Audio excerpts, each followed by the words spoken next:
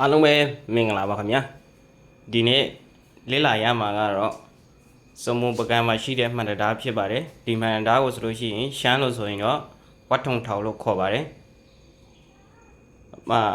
မြန်မာရဲ့တစီစီလို့ရှိရင်ပြောကြတာကတော့ကကြိုးစဖန်လွယ်ဆိုပြီးတော့ပြောကြတာပေါ့နော်အဲ့လိုပြောပြီးသွားရင်လည်းရပါတယ်ကျွန်တော်တို့ကတော့အလုပ်ပိတ်တည့်ရက်မှာစိတ်ပြေလက်ပြောက်ဆိုပြီးတော့အလုပ်ထဲမှာပဲအချိန်ကြီးမွန်းကျက်နေရတာဖြစ်ပြီးတော့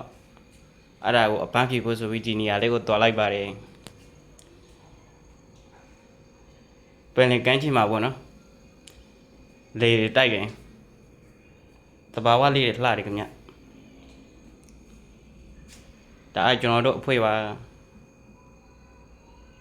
ကျွန်တော်တို့တွားတာ6ယောက်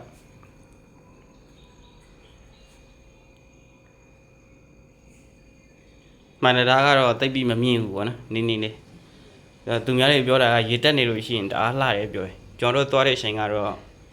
ရေမရှိပါဘူးခင်ဗျာ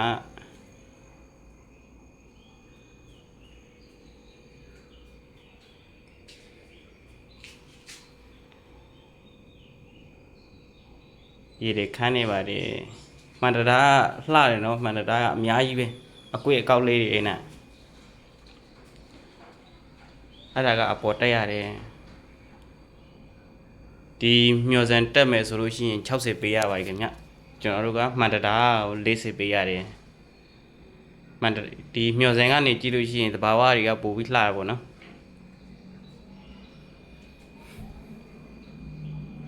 အမှဆက်ပြီးဆွေးကြရင်ဒါဖျားရှိပါတယ်အပေါ်မှာ